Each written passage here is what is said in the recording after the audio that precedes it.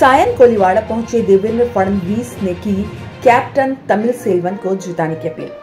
सायन कोलीवाड़ा विधानसभा के उम्मीदवार कैप्टन तमिल सेल्वन के प्रचार को पहुंचे। उप मुख्यमंत्री देवेंद्र फडणवीस ने लोगों से कैप्टन तमिल सेल्वन को जिताने की अपील की। मायावती की सरकार द्वारा शुरू की गई योजनाओं को गिनाते हुए उन्होंने कहा कि आज महाराष्ट्र की जनता को इसका फायदा हो रहा है।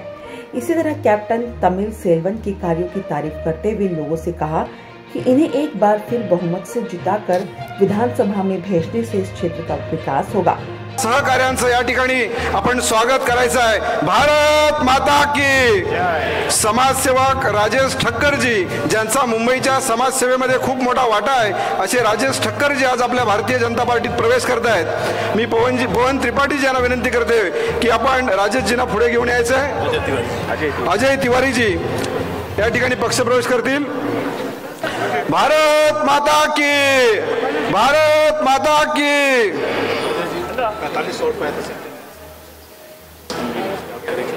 सर्व भारतीय जनता पार्टी परिवारामध्ये छत्रपती शिवाजी महाराज की, धर्मवीर छत्रपती संभाजी महाराज की जय भवानी, जय भवानी।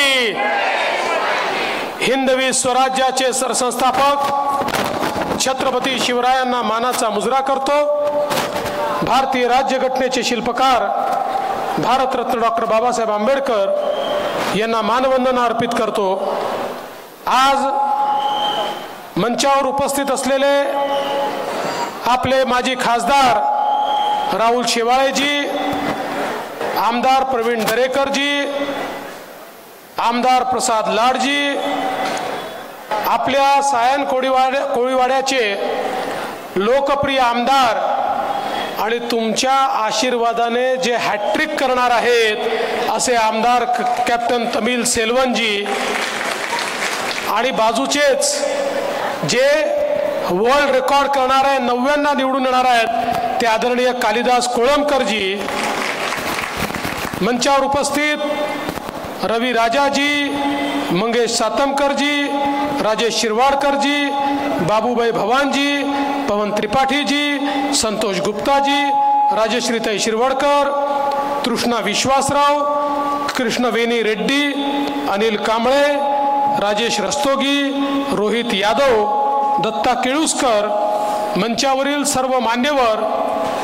कोणाचं नाव राहिलं असेल तर नाव लिहून देणाऱ्याची चूक आहे, माझी चूक नाही आहे, ती मी क्षमा मागतो। आणि या ठिकाणी मोठ्या संख्येनं उपस्थित असलेल्या माझ्या सगळ्या लाडक्या बहिणींनो आणि तितक्याच लाडक्या भावांनो, आज कॅप्टन तमिल सेल्वन यांना आशीर्वाद देण्याकरता आपण सगळे लोक या ठिकाणी एकत्रित आलो आहोत। खरं म्हणजे जमिनीवर काम करणारा व्यक्ती म्हणून कॅप्टन तमिल सेल्वनला आपण बघतो। सर्वसामान्यांमध्ये सातत्याने धडपड करत, संघर्ष करत कॅप्टन तमिल सेल्वन काम करत असतात। आणि सगळ्यात महत्त्वाचं आपण बघितलं असेल, इतका मोठा हार ते घेऊन आले। प्रत्येक वेळी माझ्या स्वागताला इतका मोठा हार आणतात की आता मला कधी कधी वाटतं की माझी मान मोडेल की काय। अशा प्रकारचा मोठा हार घेऊन सातत्याने आपली कामं ते करून घेत असतात। एक शाल घालतात, एक हार घालतात आणि 10 कामांची यादी मला देतात आणि ती सगळी कामं मोठ्या शिताफीनं करून घेणारा आमदार म्हणून खरं म्हणजे तमिल सेल्वन यांच्याकडे बघितलं पाहिजे।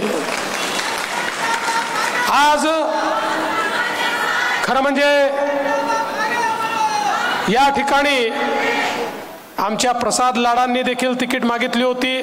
मी त्यांना सांगितलं, प्रसादजी एका मतदारसंघात अडकून पडू नका, तुम्हाला अनेक मतदारसंघ बघायचे आहेत। त्यांनी निर्णय केला, त्यांनी समर्थन दिलं।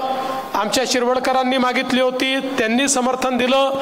आणि सगळ्यात आनंदाची गोष्ट आहे की रवी राजा, मी यांना विनंती केली कि रवि भाई कांग्रेस में कुछ रखा नहीं है, ये खोखली पार्टी हो गई है, यहाँ सिर्फ माल चलता है, माल, उसके सिवा कुछ नहीं मिलता।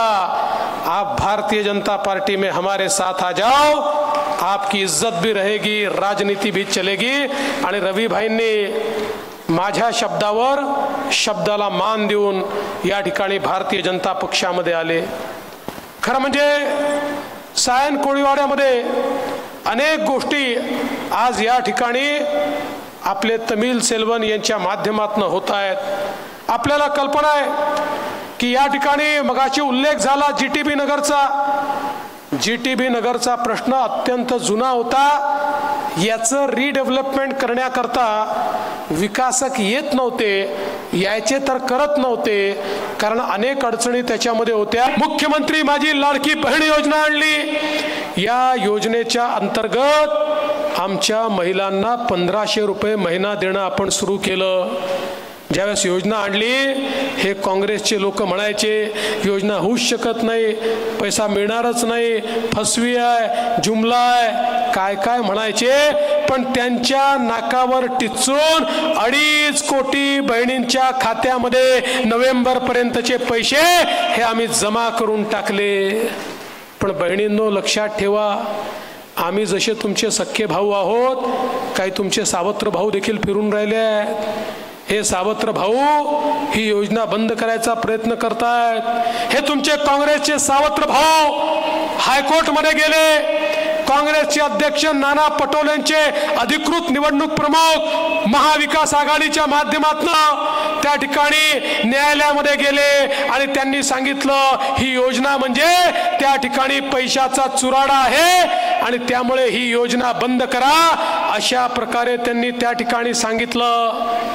परंतु चिंता करू नका, तुमचे सख्खे भाऊ त्या ठिकाणी होते। आम्ही कोर्टामध्ये तुमची बाजू मांडली आणि कोर्टाने सांगितलं काही झालं तरी लाडकी बहीण योजना सुरूच राहील, ही योजना बंद होणार नाही।